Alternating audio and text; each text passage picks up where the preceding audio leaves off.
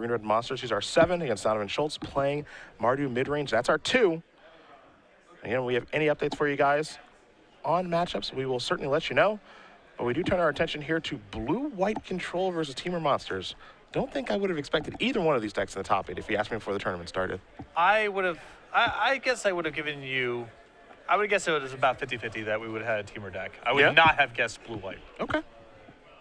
Robert Caldarale, a local judge here at level 1, I asked him why he wasn't judging this tournament, and he said he forgot to sign up. But things worked out pretty well for him. Yeah, he's doing just fine. Yeah. Doing just fine this morning. He also just found out he gets to play first. Oh, that's nice. Because he grabbed the dice and he's like, let's roll. And he's like, oh. Come on, man, you're a judge. You need to know that one. You're the number 3 overall seed, man. You get to go first. You earned it. I'll take a look at his opening hand. You'll see there's a Sylvan Caryatid early this morning. Looks like there's also a Frontier Bivouac. Mana looks pretty good. Stormbreath Dragon over there as well. Good curve of threats, though. No copy of Sovereign Denial. But this has to be a keep for Robert. His hand looks excellent. See Bylander's side. He's got a couple copies of Temple and Enlightenment and Hostilities over there as well. You can see a deck that's not that robust against Stormbreath Dragon, as you see Devouring Light and Banishing Light amongst his cards. The old blue-white decks, they had, Verdict, that's Celestial Flare, Elspeth as well. They had ways to get around the protection from white. This version has less, but they can still deal with it okay. He still has copies of Dissolve and Disdainful Stroke. Yep. Those are good answers to Stormbreath. Prognostic Sphinx, too, is good against a kind of heads-up. Things get a little bit worse once the Stormbreath Dragon player gets some mana, but... It's not a permanent solution, but if it's part of some other plan, it's not bad. Looks like Jeremy is giving this a long look on if he wants to keep his hand or not. It's a pretty difficult hand to keep. Again, 2 Temples. You see Jason's Ingenuity. There's a Banishing Light. There's some pretty good cards over there, but, when given the matchup, it might not be the best hand, but he's going to keep it.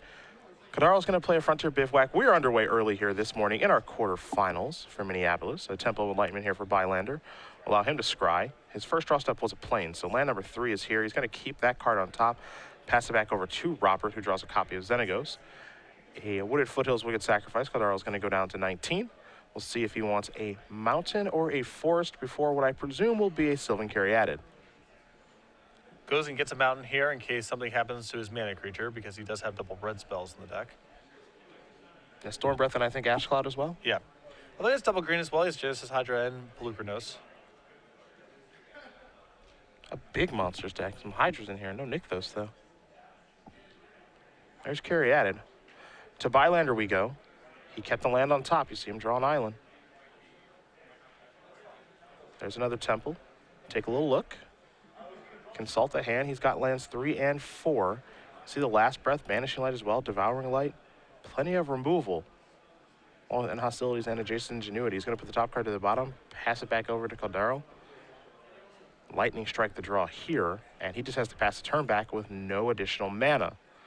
That's a big miss there for Robert, obviously, and had a loaded hand, Xenagos, alongside all those Stormbreath Dragons. Bylander plays his island. He'll just pass the turn back. His draw was in Hostilities. Caldarale draws a copy of Yavimaya Coast. Now he can get back to playing Magic. He will play the Coast.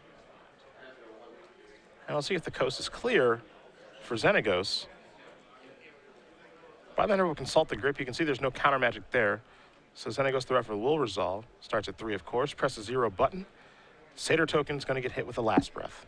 Not a lot in Robert's deck to hit with the Last Breath at this point. There's some mana creatures, but Robert clearly has none in hand because he didn't play any of them last turn. So even though not great to use a Last Breath on a token, I don't think Robert's really going to present him with many more targets over the course of the game. Plans to play here for Bylander. There's a Banishing Light to take care of Xenagos. And now Jeremy with his 5th land already in hand with Hostilities and Jason's Ingenuity. Doing pretty well for himself over there. A Yavimaya Coast is the draw here for Caldarale. He can start casting dragons.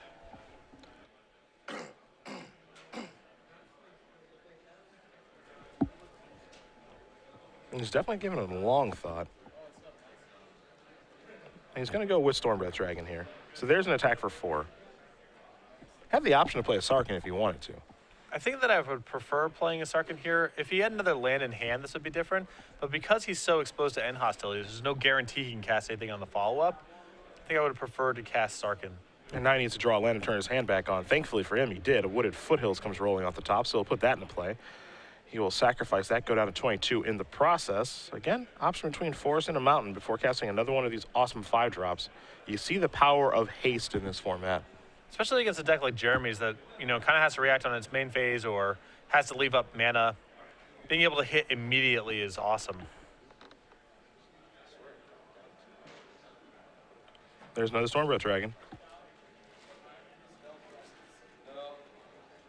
So it's time for another attack for 4. Bylander's going to go down to 12.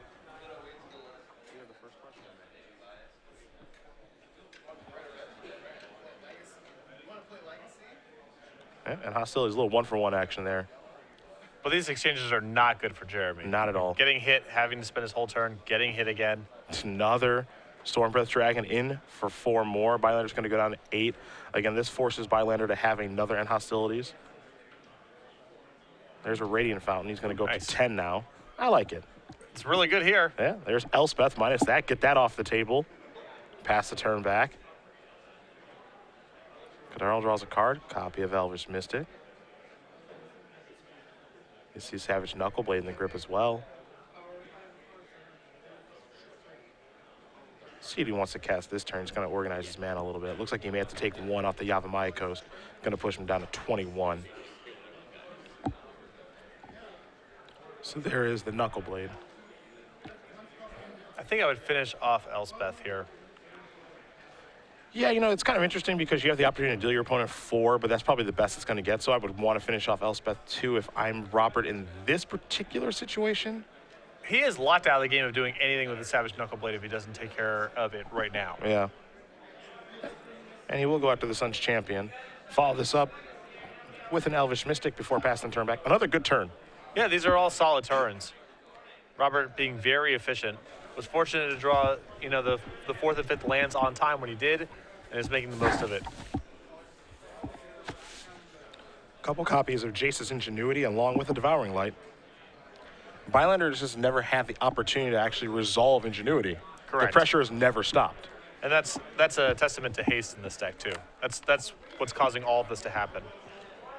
Jeremy could have, if these threats were not haste, Jeremy could have definitely gotten the breathing space to Jace's Ingenuity, untap, and then end hostilities, but he's never had that luxury. Pelucranos the draw for Robert this turn. How about a hasty Planeswalker? In there. Elevator going up. Everybody's attacking. You see the Devouring Light. Bye-bye Sarkin, but 5 damage going to come across. So now Bylander's down to 5 with 2 really powerful cards in his hand, but he doesn't have the opportunity to cast them. So now he needs a card like End Hostilities to roll off the top. Dig Through Time is mighty powerful. I'm curious if Jeremy could have taken the hit down to 1 and then have Jace's Ingenuity for more shots at what he needs. Let's see what Dig Through Time will net here. Take a look at the top 7. End Hostilities plus an untapped land. Oh, no. He's looking at 2 End Hostilities and a Tranquil Cove. Brutal. That is absolutely brutal that he could not find an untapped land to go with this. That is really tough, jeez. And you see he's got to put 5 of these cards to the bottom. I suppose it's not over yet, because he's going to go to 6 here. And what this does is this forces Robert to actually pump his Knuckleblade. There's no guarantee he'll do that. Though he does have that Lightning Strike in the grip. Yeah, now he might just say, I'll attack and pass. Yeah. You see Bylander say, yeah, you can feel free to attack. There is the attack. Bylander going to try to show some strength here. Robert says, all right, you just take 4. You go down to 2. So a little back and forth there, but the Lightning Strike gives some pretty nice security. Yeah, at this point, if I'm in Robert's spot, I'd probably just cast the Pelucranos because that warrants some sort of response and frees up the potential, the Lightning Strike. I guess the combination of cards he has to be worried about here is End Hostilities plus Dissolve. Yeah? In which case, maybe he's just supposed to say go and leave up his Knuckleblade plus Lightning Strike in hand. That's what I like doing, is leaving up Knuckleblade. Anything goes wrong, You can just replay it, play carry at it here. Just pass the turn back. Bylander's going to untap. If it's a top deck dissolve, things get interesting. Just to planes, though.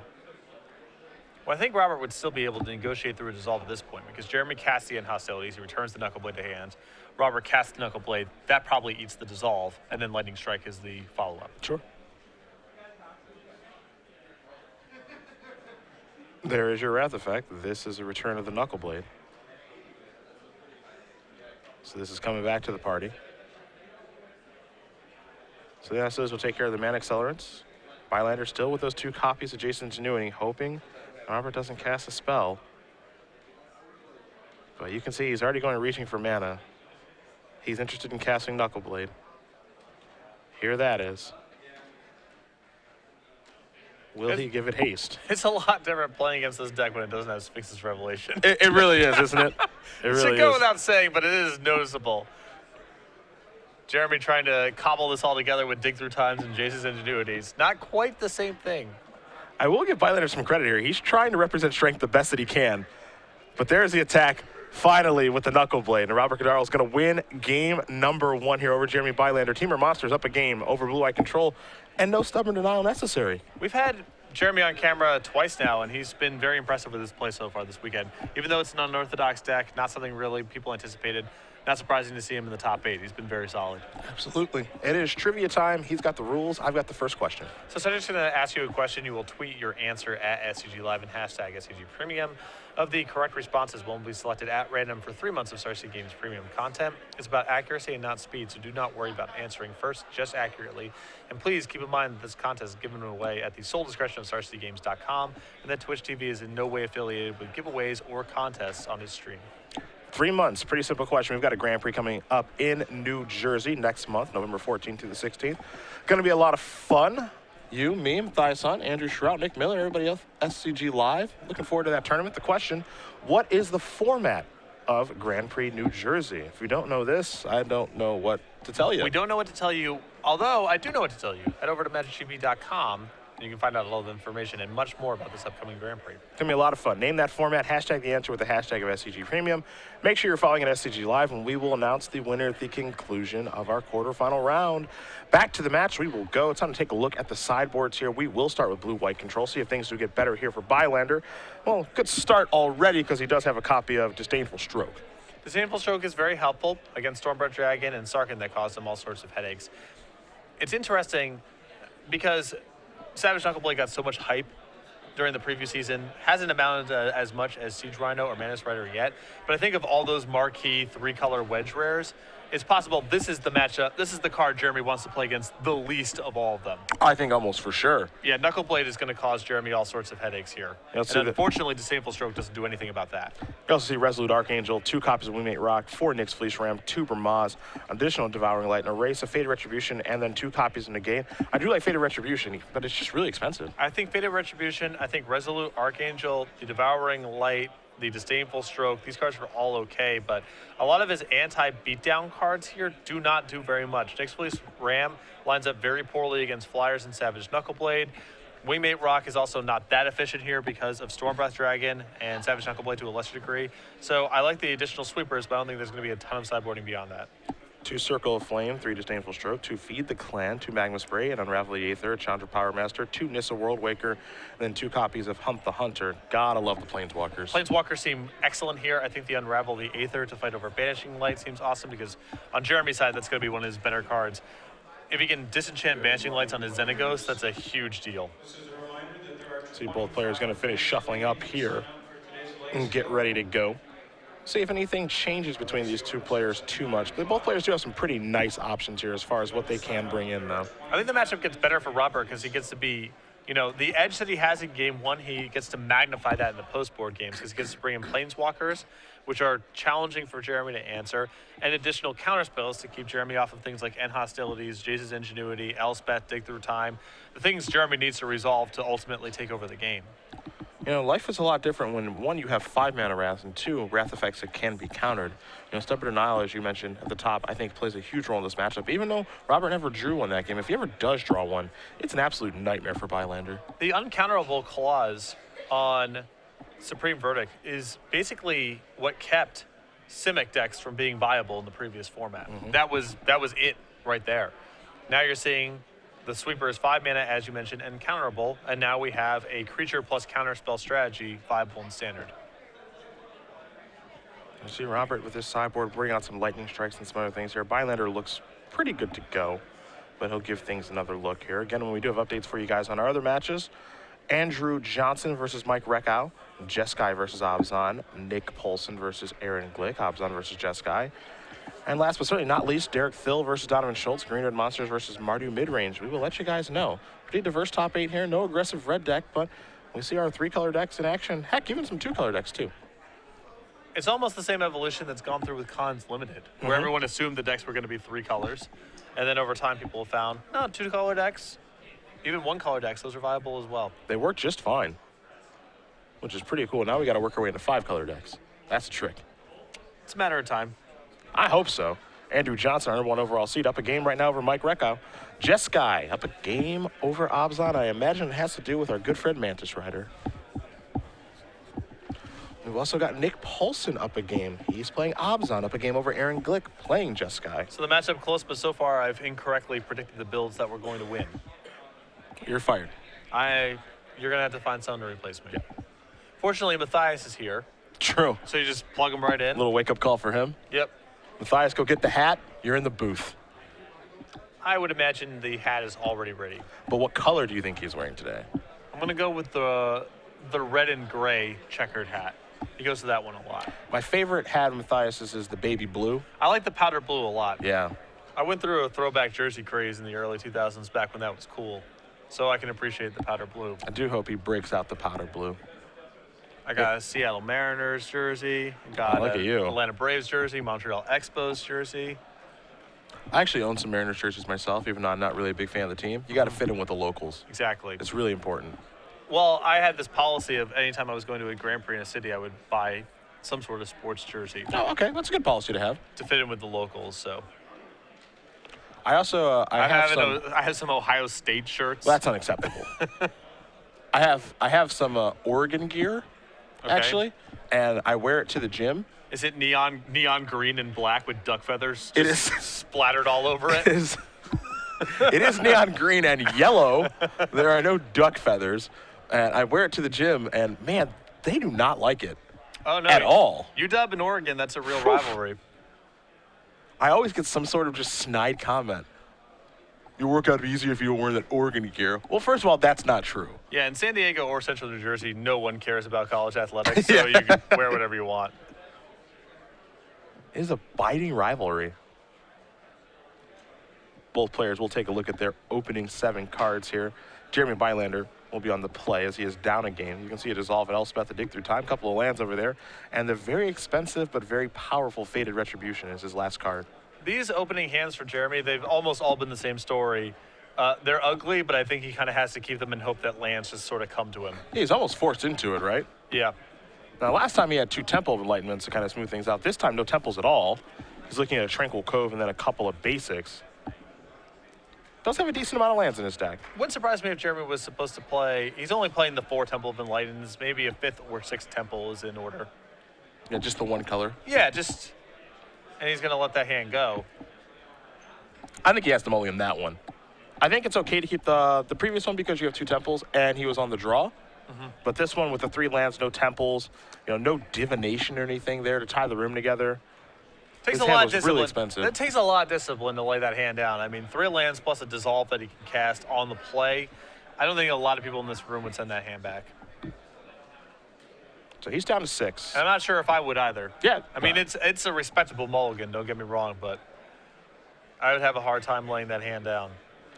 Robert Caldarale will keep his 7-card hand, so he is ready and waiting.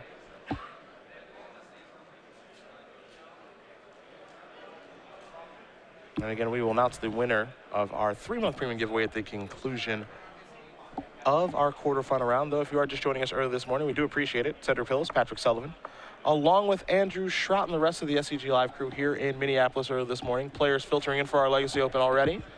We'll have our Modern Premier IQ going as well here on Sunday. 3 champions to be crowned. Our Sundays are a lot of fun. I enjoy our Sundays quite a bit. Wake up early, get some elimination round action, go get some breakfast afterwards. I get to go bird the modern IQ, and then Legacy. Gotta know where your priorities are at. I respect it. The only bad thing is when the alarm goes off. Yeah, that's easily the worst part of the day. Yeah. How often do you or me say I quit when the alarm goes off on Sundays? More than I'm willing to admit. More than I'm willing to admit. Jeremy's going to keep his opening hand. He'll pass the turn back. Alarms are just, Yeah. ugh. Someone needs to call Evan and or Pete. Let them know that I quit. Here's an Elvish Mystic. Bylander going to draw a card. There's a Plains. He's got his Disdainful Stroke at the ready. He also has a Radiant Fountain, but it's a little bit awkward because it doesn't provide any fixing of mana. Which is amplified by the dissolve in his hand. Temple of Epiphany. Leave the top card on top. There's a Sylvan Carry added. Pass the turn back over to Bylander. Bylander draws a negate. He'll play the Radiant Fountain, push himself up to 22. Hopefully his counterspells line up appropriately now. I like Jeremy bringing in the negates here, even though Robert's deck is Spelllight, because the Planeswalkers are so threatening. Yeah, I think you need them. Robert will play a Mountain. Mana looks good. Here's 5. We're going to the skies with the dragon. And there's the stroke. So that problem is solved. Back to Bylander we go. Let's see if he can draw a land for his dissolve. Dig through time. I love Disdainful Stroke. I think Disdainful Stroke is completely insane in this format. It is, and powerful but situational counterspells are just awesome. I generally like that. That's the aspect I like about it too. Is like it's very good, but if you play against a red deck, you just get embarrassed when you draw Disdainful Stroke. Those are the kind of counterspells that are good for Magic. Exactly. Flooded Strand comes off the top. That's a second blue. Could be a white too. You can see there is some tension with his mana base and hostilities. Needs that second white dissolve. Dig through time. Need that second blue. Caldarale going to play another Stormbreath Dragon. And sacrifice Flooded Strand here. And I think this has to be dissolved. Because the Scry helps you find the second white. Yep. All takes care of itself. Robert does have a copy of Stubborn Denial in his hand, but he does not have a 4-power creature in play just yet. The Stormbreath Dragon is on the stack. Of course, if he can get a 4-power creature in play, Stubborn Denial is a hard counter and great in this matchup, but he hasn't been able to do so yet. Yeah. No copies of the Teamer Mythic, which name is escaping me right now, that would help a lot in this matchup. The Surrak Dragonclaw. Yeah, exactly. Surrak would be sweet. The big fella. He is a combo with Stubborn Denial. Yeah, he is just brood, really. Looks like he may go for a Nullify here. Yep. Okay. Well, use that counterspell. That'll take care of the Stormbreath Dragon. And in for 1 with the Elvish Mystic. Bylander's going to go down to 19. But Bylander's keeping his head above water right now. And I don't think he's in a huge rush to scry right now because he doesn't need a... He needs a 5th and 6th land, so he can cast the Dissolve once he's hit land number 5 to look for land number 6. It's a passing of the turn after an attack for 1. The old pump fake. Yeah. We're 1 away from being able to cast Dig Through Time, and there's that 1 in Temple of Enlightenment. Particularly the top card very quickly goes to the bottom for Bylander. He's still got Dissolve and Negate at the ready. Elspeth too. And for what looked to be maybe an easier game for Robert, his hand has not come together very well at all this game. There's a Forest. Here's another attack for 1. Bylander's going to go down to 17. Well, it's not like they're all lands. He has a Stubborn Denial and no corresponding 4-power creature. He has a Crater's Claws, and Jeremy's far away from getting killed by it. He has an Unravel the Aether. Jeremy hasn't presented an enchantment yet. So Reactive. yeah, it's a little reactive, and Jeremy's able to make his land drops and keep his life total high as a result. See, Evolving Wild's going to come into play. Mountain the draw here for Robert. He's going to put that into play. Another attack for 1 is going to put Bylander down to 16. But no haymakers this game, really. The Stormbreath Dragons were taken care of. Bylander's going to sacrifice his Evolving Wilds here. See if he wants a Plains or an Island as he consults the grip. He'll go with another source of blue mana. Evolving Wilds is a card that people have forgotten about to some degree, but in decks with Dig Through Time or Treasure Cruise, I think it should be considered alongside the fetch lands. Pretty good spot. Not the most powerful card, but it does serve a purpose. Keep in mind, there's also so many people playing Urborg that often you can play it and tap it for mana right away, which is the biggest liability. This is true. Bylander is going to cast this and delve some cards, but he tapped out so it can actually get hit by Stubborn Denial. That was a misstep by Jeremy. I think that you just remove one more card and get that to resolve. Now, what actually kind of makes this interesting, though, is, he gets hit by Stubborn Denial there, but now he can cast Elspeth if he doesn't believe that Bylander, if he doesn't believe that, that Caldarale has another Stubborn Denial. But there's no rush to cast the Elspeth given what the board looks like. If he had to cast it to stabilize, I would agree, use it as a test spell to get the Stubborn Denial out, but that's not the position Jeremy was in last turn. Yeah. Now he's just going to pass the turn back, a little bit afraid to cast the Elspeth. Does not want to get hit by the Stubborn Denial. That would force spike it. The draw for Robert this turn was a copy of Nissa Worldwaker. But as we have seen from Jeremy's hand, this thing is not resolving. This is way too powerful a threat to let resolve. And he's got plenty of counter magic. Jeremy's hand is all permission. Yeah. There's negate. I'll take care of that.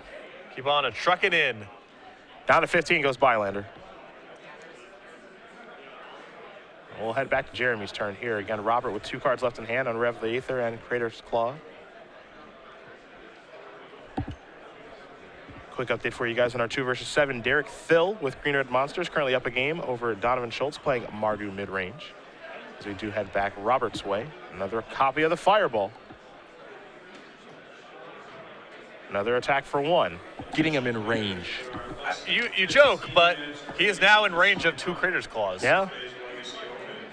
There's a dig through time. That's good to go. So we'll take a look at 7 cards. Dissolve among them. Banishing Light 2. You see the hand here for Bylander and Hostilities. Got that Elspeth, got a Devouring Light, and that Dissolve. It's a weird spot for Jeremy because these 7 cards are loaded, what he's looking at right now. But he also sort of wants lands too. So I'm interested to see, does he just take more powerful spells and hope to draw lands down the line, or does he hedge a little bit by taking 1 land here alongside a spell?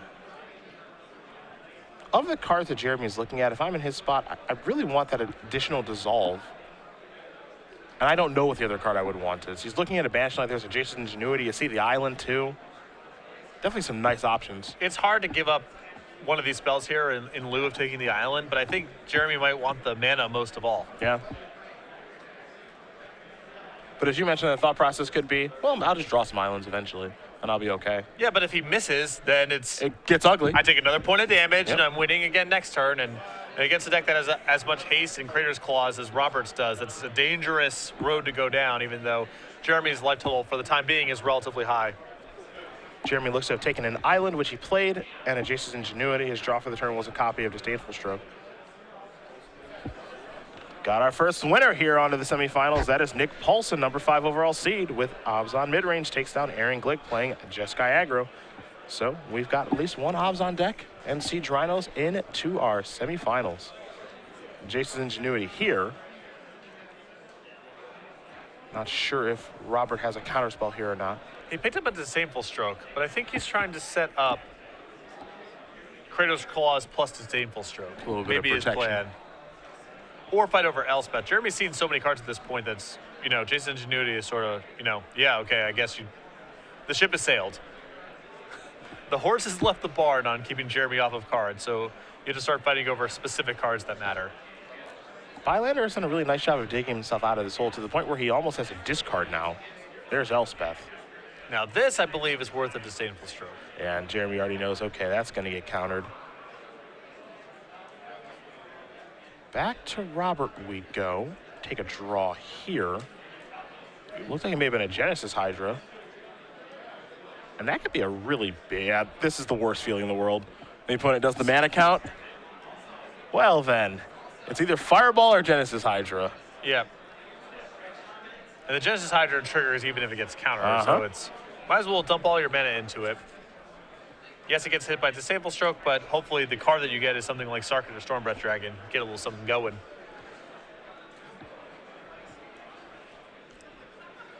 Caldo just trying to figure out how much mana he wants to dump into the Hydra, I think. Though he might be considering a Crater's Claws. Looks like that was the card he pulled forward to his hand. We'll see, though. Yeah, he's going to go with the Fireball. A little surprised to see that instead of the Genesis Hydra this turn.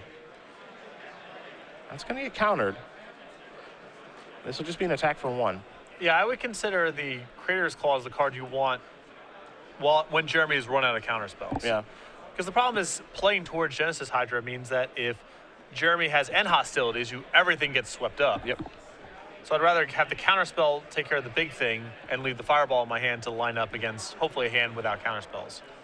Prognostic Sphinx has shown up to the party. So the 3/5 flyer that we don't see a ton of in standard just yet is here. The Wooded Foothill is going to come in here for Robert. There was in Flux, top 8 deck. Yep. Couple copies there. Love the artwork for this thing. It's pretty funny. Looks like it has some really big teeth. Yep. A beard.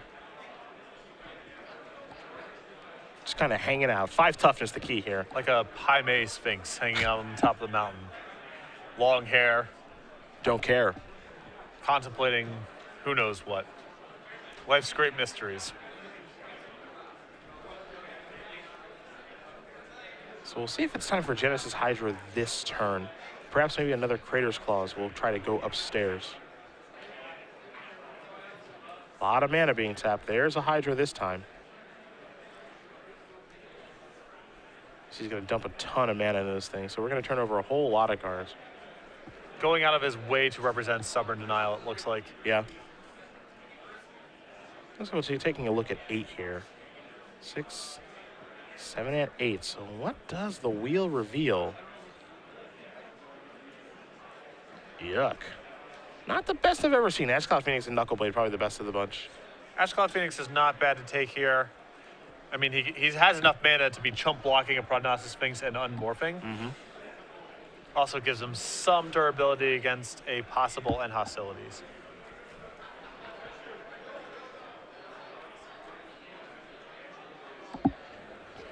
Looks like it's going to be the Phoenix. Makes sense. And the rest of these cards will get shuffled back in the deck here in just a moment. So the 4/1 flyer in the house. Again, as you mentioned, some protection against end hostilities, as if it does die. Comes back to the battlefield face down. Morph cost is expensive, but plenty of mana out there for Caldarale, given this game has gone quite a while. It's a game plan now. This requires some sort of response, and it cannot be Banishing Light because we know Robert has Unravel the Aether in his hand. That's He's had true. for the whole game. You just mentioned going out of his way to represent Stubborn Denial. Yeah. He could have just left up the Caryatid, right? But he wants to say, I need blue mana. Yeah, he could have done that. He could have left up the Bivouac. You know, he went with the Shivan Reef. Exactly. A lot of different ways he could have done it. But you can tell that he's trying to represent it. Now, one thing Bylander is considering right now is the Genesis Hydra actually hasn't resolved yet. Before Genesis Hydra resolves, you actually spin the wheel and get the card in play. And so now the 8/8 is actually on the stack. And we'll see what happens with it. And now he has to determine whether or not he just has to end hostilities this board anyway, or if he can fight through it if the Genesis Hydra is not in play. Because I imagine he doesn't want to end hostilities away his Prognostic Sphinx. Yes. That's the issue here. So he's going to dissolve the Genesis Hydra. We'll take a look at the top card for the Scry, and he will leave that on top. So back to Bylander we go. Take a look at the top card. What is he happy to leave up there? A copy of Banishing Light. And this is kind of the situation that you mentioned. This does play into Robert's hand a little bit. Little Scry action. You see it on hostilities. Looks like that's going to go to the bottom. 2 cards going to very quickly be pushed to the bottom. 1 card going to stay on top. Sphinx will put Caldarale down to 16.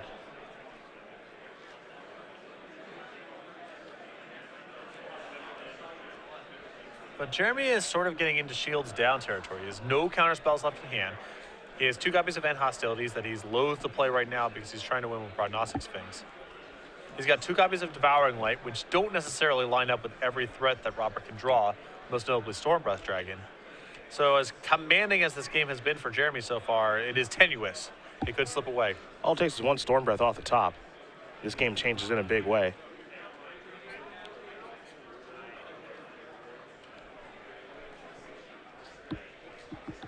Mike Reckow did tie things up in his match against Andrew Johnson, so Cheskai and Absalom will be going to a 3rd game there.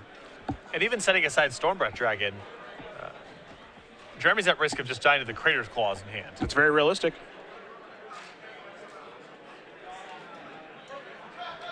Claws right now would be for 10. There's an attack for 1. And I think Jeremy needed to use Devouring Light in this spot. With no counter spells in hand, he needs to be mindful of Creator's Claws. Sure. Draw was a disdainful stroke, so that's what he kept on top. If that's the plan, then makes a little bit more sense there for him to take the Elvish Mystic hit, though. With 2 end hostilities and a second Devouring Light in hand, I still don't know if I would want to take this chip shot. Sphinx going to come across for 3 more. You saw Elspeth and Negate. Looks like those are the cards you're going to see on top. The Tranquil Cove going to go to the bottom. Unravel the Aether. Going to go after that Banishing Light, but not a big deal. Though, I will note that it does actually shuffle the deck, so it messes up the scry. Yep. So that part might be the most influential of the card. Because Bylander does have ways to get the Ashcloth Phoenix off the table. It's 2 copies of Devouring Light. So, you know, the 4/1 flyer is not the end of the world, but the fact that the deck is shuffled now, and Bylander will be drawing a mystery card instead of Elspeth or Negate, makes things a little bit different. Which means that maybe Robert was supposed to use that card on Jeremy's upkeep instead of waiting till the end of the turn. Potentially. I don't know. Maybe he's worried about another Banishing Light. There's the big mana count. Yavimaya Coast's going to come in.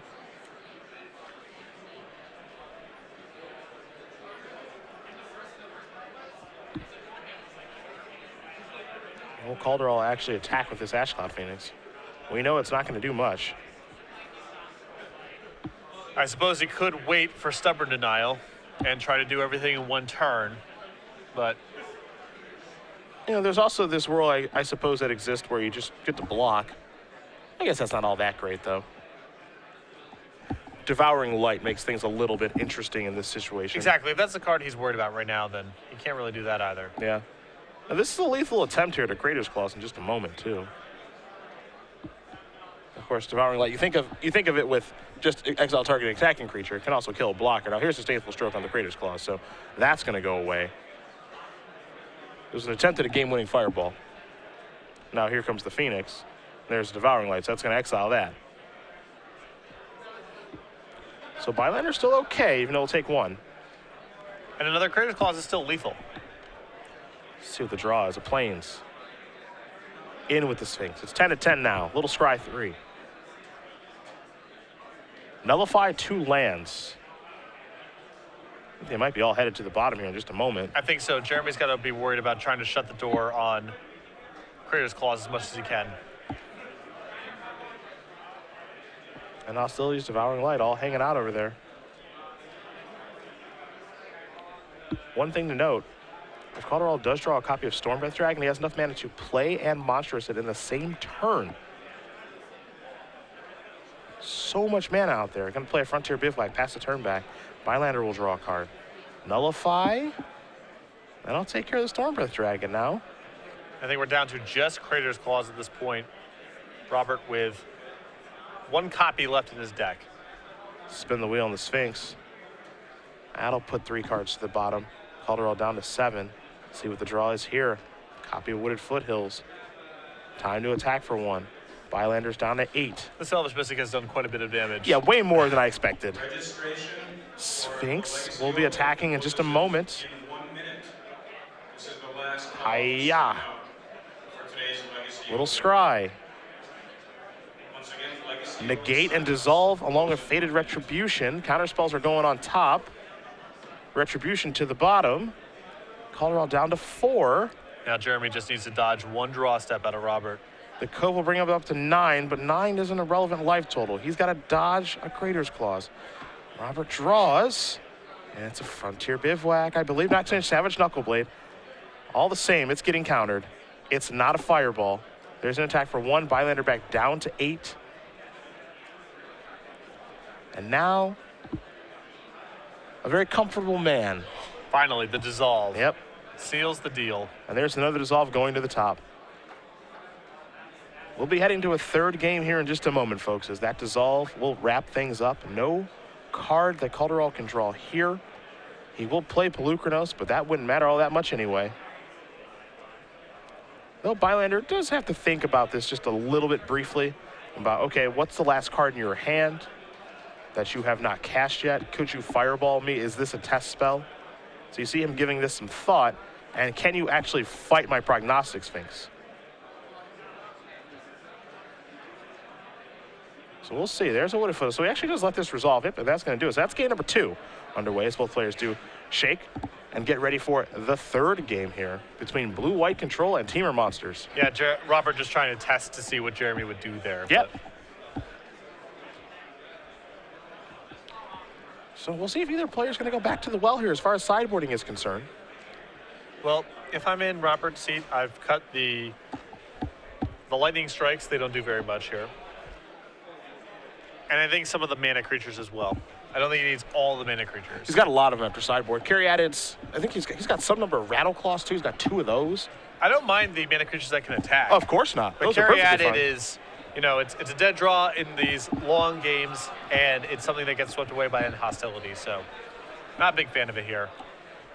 So Robert's going to go back to the board. Jeremy already shuffling up. Game 3 will be underway here in just a moment. But for the moment, we will talk about the rest of the 2014 Open Series schedule here, where we are in Minneapolis right now.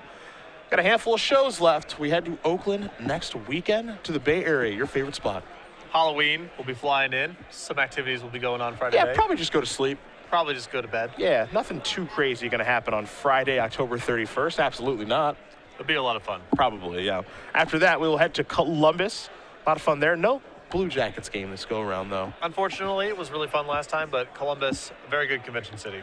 Grand Prix, New Jersey. You'll visit the parental units in the family. And my new nephew, Okay, should be Jason, fun. who was born on Columbus Day. Traditional spelling of Jason? Yes. No Y thrown in there for funsies? Not in my family, no. That's good. The Open Series in Richmond, taking place on my dad's birthday, November 22nd. Open Series in Atlanta, one of our favorite places to go. All the Chick-fil-A that we can handle. Yeah, that's very little for me, but And sure. we will go to Portland after that. You'll be commentating with Thias on. I will be doing battle. Pretty exciting. I cannot I wait. think this is the second open weekend you've played in this year. Second or third. I think I've played in 2 Seattle and then this one in Portland. Okay. So don't get to play a lot, but I'll be doing battle that weekend. And then no battling for the Open Series Invitational in Seattle. That should be a lot of fun with Patrick Chapin. And then we'll finish it off with our premier tournament of the year, December 20th and 21st, right before Christmas in Roanoke. Those last 3 tournaments are going to be a lot of fun to cover. I think we're going to have a lot of people in the house for Portland to try to get Open Series points. The Invitational in Seattle, there'll be a ton of drama, and then the Players' Championship, which will be great. I'm there to dream crush in Portland. Good. You want Open Series points, you got to get through me. You got to pry them out of my cold, dead hands. Which probably isn't too tough at this point. Right, but, you know. Little washed up, They but- still had to try. Yeah. I'm not conceding to anybody.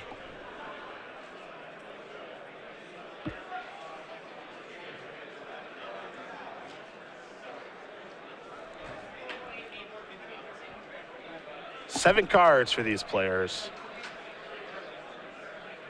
Again, Robert Caldarale will be on the play. You see an Elvish Mystic already. Temple of Epiphany 2. It's another one of these hands that Jeremy draws up that's just missing pieces. It looks like he's got a lot of lands this time. 5 lands, Devouring Light, Disdainful Stroke. This is a hand that a lot of things can go wrong. It could get ugly. But he does have resistance against acceleration into big creatures. Yeah. Both the spells in hand are among his better cards when he's on the draw. Temple of Epiphany to start. What this might mean for Caldarale is he may not have green mana in his hand. No, it looks like his hand is Temple of Epiphany and a Shivan Reef. So he's hoping that maybe the Scry can get him out of this, and he's giving this a long thought. That card's going to go to the bottom. Over to Bylander, we're going to go. Jeremy draws a copy of Jason Ingenuity. He'll play a Temple of Enlightenment to start things off here for game number 3. Pass it back over to Caldarale. Savage Knuckleblade. There's a Shivan Reef. And if you're Bylander, you're probably pretty happy right now not to see green mana to start. With Dissolve in hand, I mean, this could be the whole game right here. Uh-huh. No third land, no green source. There's the third land there for Bylander. Caldarale draws a copy of Manic Influence. We're back to playing Magic again. Now, how to lead things off is the question. You see a copy of Savage Knuckleblade here already. I like playing the Knuckleblade against Jeremy's deck because it can't be stroked. And this is an Elvish Mystic. We have an update for you guys. The number 1 overall seed, Andrew Johnson, moving on with Jeskai Aggro. So in our semifinals on one side of the bracket, we'll have Andrew Johnson playing Jeskai Aggro against Nick Paulson playing Abzan mid-range. We'll figure out what's going to be on the other side here shortly as these two players do battle.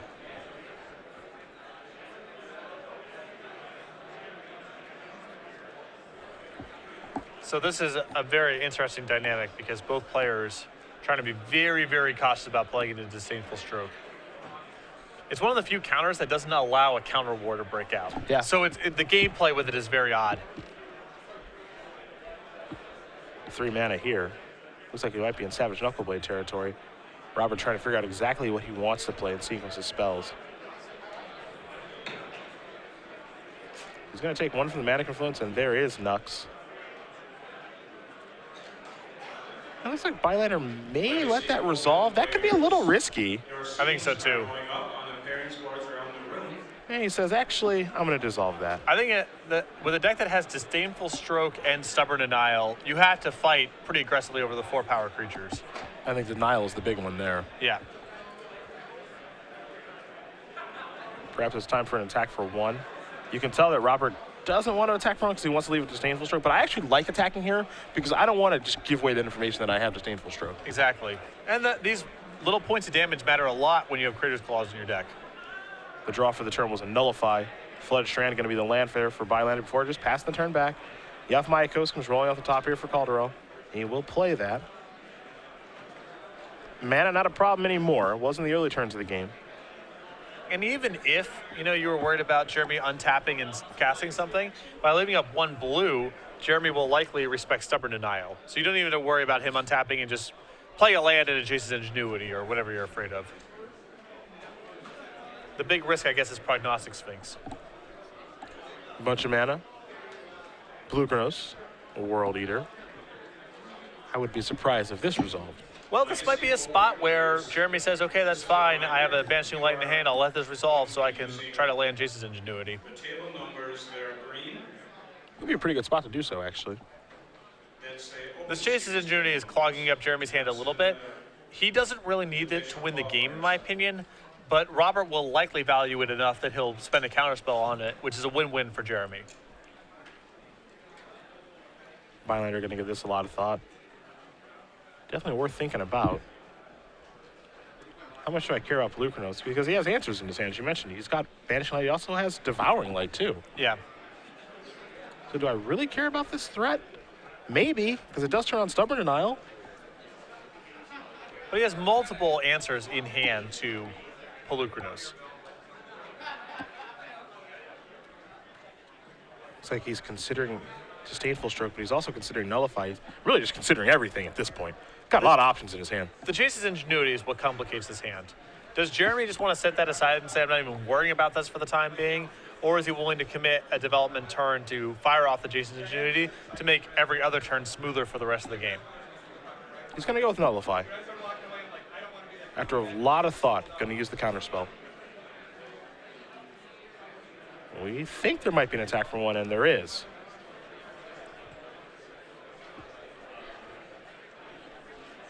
And back to Bylander we're going to go. Jeremy will draw a card. It's a copy of Fated Retribution. And he'll just pass the turn back. Caldarale will draw, and it's a copy of Stubborn Denial. There's the wrinkle. Yep. Looks like Ash Cloud Phoenix may be placed in the stack here in just a moment. There that is. But I have to imagine Bylander doesn't want that sort of thing to resolve. And these spells, just one by one deploying these threats is a little annoying for Jeremy because he would like to get the Jason's Ingenuity off, make some land drops here, and be able to cast 2 spells in 1 turn. Yeah.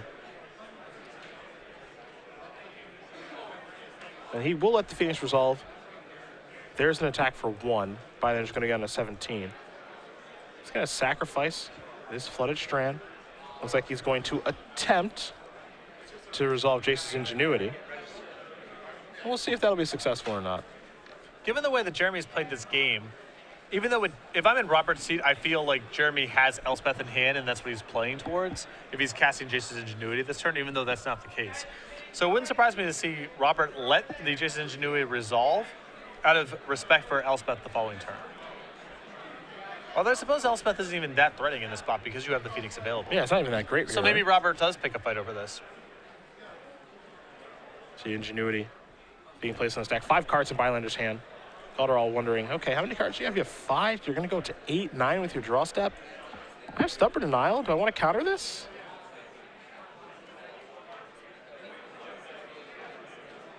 decisions here for the Team of Monsters player. And he's going to let that go. So hit 1, 2, and 3.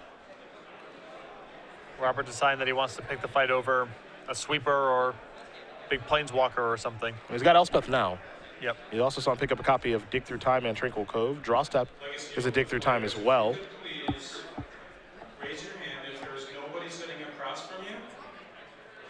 Help the last few people The find Cove their will come into seats. play. Bylander will go up to 17. You could please keep your hand raised until your opponent shows up, or the player shows up, or one of our staff members checks in with you. 3 mana. There's a Banishing Light.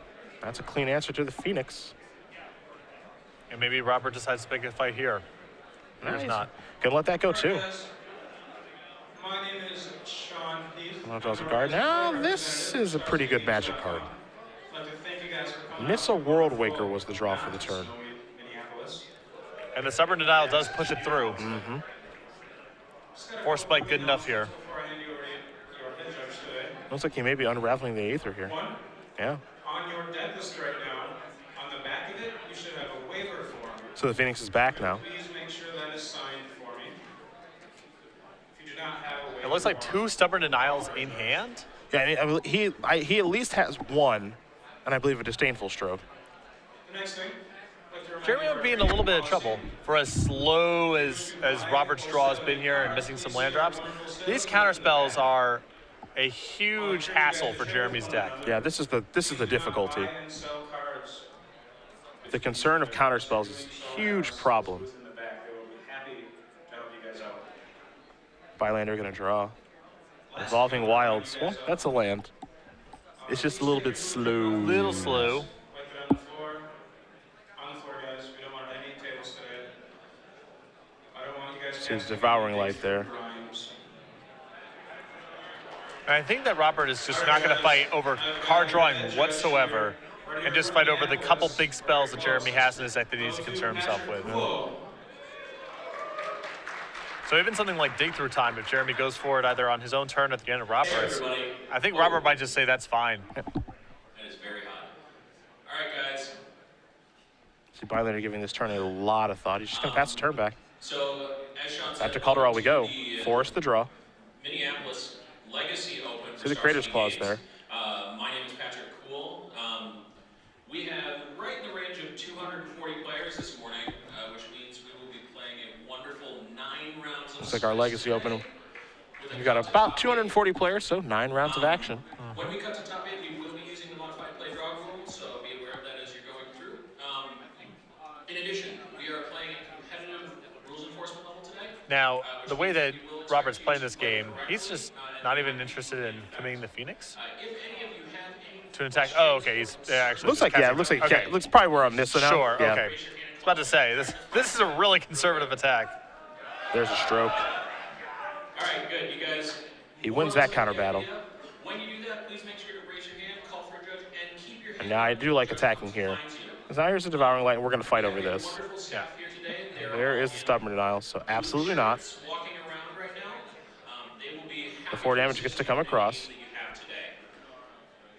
Again, Creator's Clause and Disdainful Stroke. Last 2 cards for Caldarale. Take your deck lists, look at them. Evolving Wilds. And this is a huge cost of Evolving Wilds right now, as Jeremy is unable to cast Dig Through Time at the end of the turn. Any other land in his deck will let him just do this, have a much better turn. This is sometimes why you see a card, you know, like just another. This could be a Polluted Delta, for example. Yeah. But Polluted Delta isn't really mana fixing. It's just another card that helps dig through time. So there's a cost each way.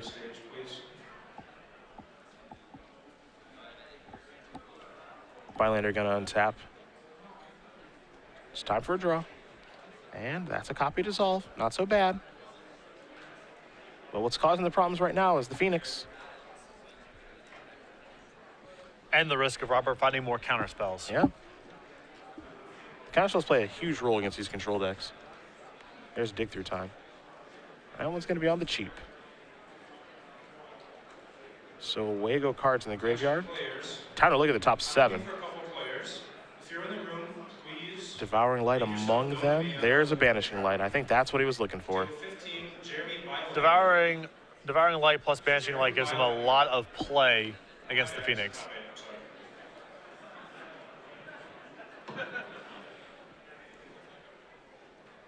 But the concern here is just the total amount of mana that Jeremy has. It makes it hard for him to deploy all his defenses while leaving up dissolve mana, which is ideally what he would like to build towards. Yep. Sorry. You're right there, I see. Boy, dig through time is powerful. Jeez. Oh, yeah. It's the selection, 2 mana, get 2 cards. It's one heck of a card. You don't have to work too hard for it either. 2 costs, look at the top 7, take 1 would be an unacceptable card, power level wise, and dig through time is often All right, that, judges, but you get 2 of you them. guys can start distributing the tokens. So 2 cards added. There's a You guys land. already done that? Sweet, you're way ahead of me. Looks like he took Devouring Light. And he'll pass the turn back. Caldarale's going to untap.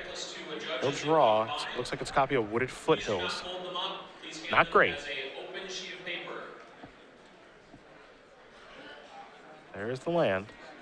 Here is, we believe, at least an attack with both. Okay. Devouring Light says, get that thing out of here. Looks like Bylander's going to take 1, down to 11. He's done a nice job of controlling this game. Yep, a lot of resources left in hand, and with dissolve in hand, maybe locking Robert out of advancing his board much further. Yeah, he's been very patient all the way through. He's got a lot of counter spells in his hand. Faded Retribution is kind of, an emergency button Yes, in case something goes too wrong. and he's in a spot now where he can pass, counter things if they come up and they're threatening, dig through time if Robert does nothing of note, get to a point where he can start playing Elspeth or Prognosis Sphinx with dissolve mana backup. And with the leftover resources in hand, that should be enough to win this game. I will say I've been relatively impressed with the white splash. Yep. I was a little bit dubious to start, given that the Pantheon, Owen Turtwald, Andrew Cuneo played blue-black control when percentage of the deck was relatively high at the Pro Tour. But this white splash has been pretty impressive. Devouring Light has caused all sorts of issues for Robert because Looks pretty good. can't counter it with Disdainful Stroke and fights over the Phoenix, which is one of his best cards in the matchup. Looks like Sarkin may have been the draw here for Caldarale. Gonna organize some mana here. 5 mana. There is Sarkin the Dragon Speaker. Bylander gonna give this some thought. How much do I care about this? Is this posturing at all? With so much counter magic in his hand. He's going to use something on this. There's no way he's taking 4 points of damage for no real reason. There's also just the possibility, right, where you can just say, okay, you're gonna activate that in response to Faded Retribution. Yep. Kill your stuff. Is that the best use of Faded Retribution? Maybe yes, maybe no.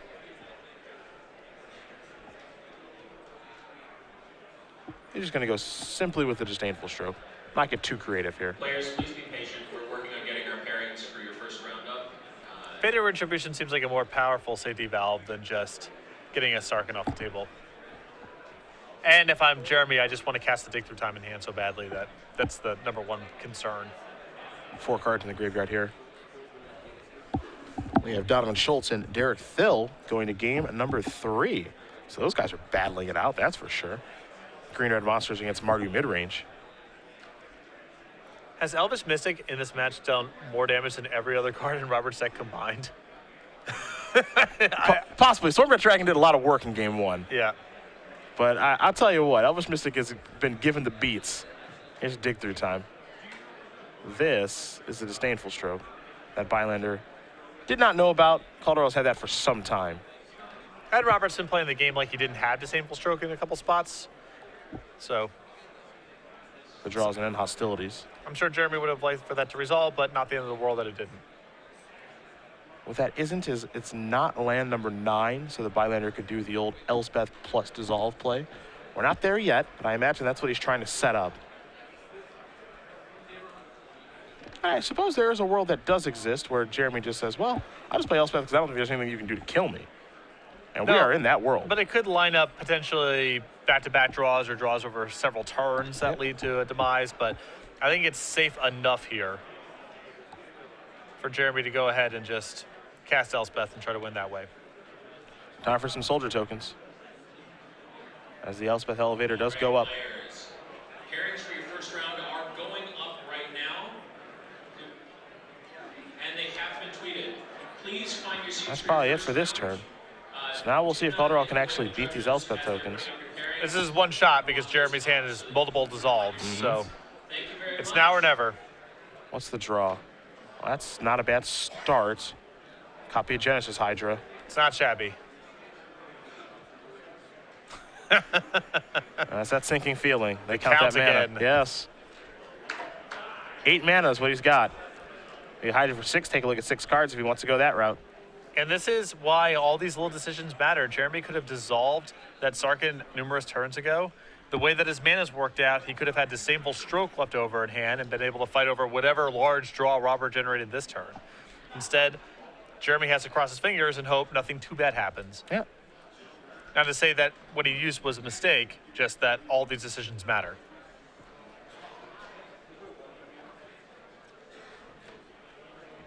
Caldarale's got 2 X spells in hand. We're going to see which one he wants to cast.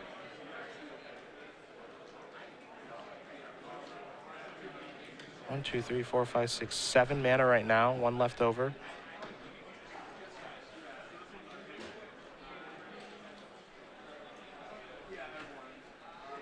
It does have the option here of Crater's Clawing the Elspeth. But he's going to go with the Hydra. I don't think he can win this game by Crater Clawing an Elspeth. I don't think so either. This will be for 5. Rattleclaw, Storm Breath. Almost certainly Storm Breath, yep.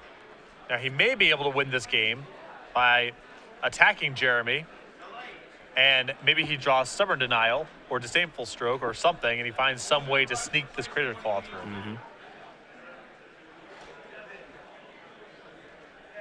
But I think now we say, all right, dome you for 4, put you to 6. You're in fireball range.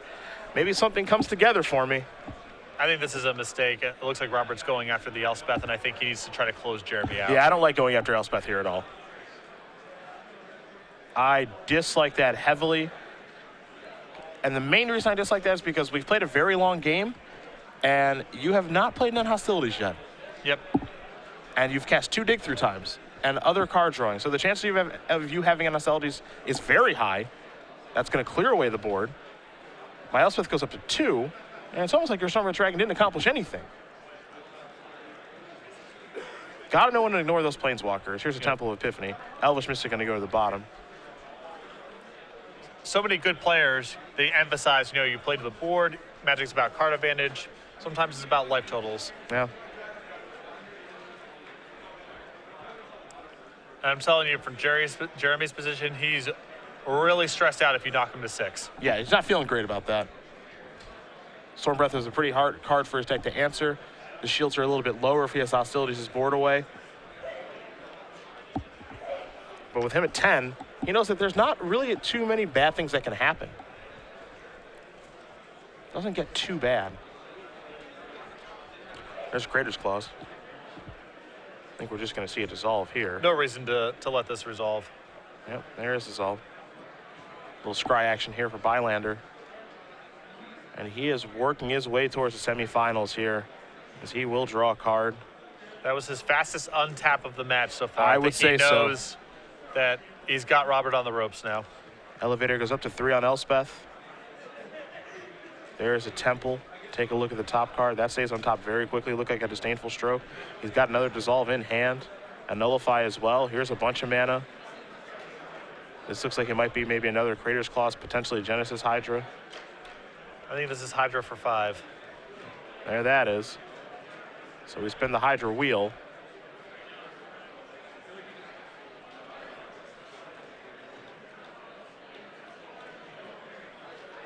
What do we find? Savage Knuckleblade is as good as it gets. That one's not great in this situation. Thanks, Elspeth. I still think we're going to see one of the counter spells used here on the Genesis Hydra. Think so? Maybe a little Nullify action? Hey, I don't know. It doesn't actually increase the clock, I guess. So, never mind. We're also in the world that exists, right, where it doesn't really have to do all that much. I mean, Robert's on no cards in hand, Yeah. and he still has Dissolve left over even if he uses a Nullify here, so I guess I would Nullify, but I don't think it matters too much. The other thing, too, is giving this haste is very dangerous because he's going to go down to 6, which is actually a board that, he can kill the Elspeth now, I guess. Okay, he's just going to chump block. So going down to 6 is going to matter a ton. You know, if there's a backup Elspeth, he could just play an Elspeth and then wrath away the board, then attack for lethal. Sure. But as it stands, I could just see an attack here like this. Just push it make on 3 chump 2. blockers. Nothing tramples. He has multiple counter spells. He's got it. He's got it covered. Caldarale going to go down to 2. There are 3 more blockers. And he does have Break in case of emergency and Faded Retribution. Radical Mystic is the top card. And that is going to do it. Jeremy Bylander with blue-white control will take down Robert Caldarale 2-1. And for Jeremy, he is moving on with his control deck that we did not expect to see in this tournament. Going to the semis, either playing against Derek Thill or Donovan Schultz. He'll play against Greenwood Monsters or Mardu Midrange. Should be interesting.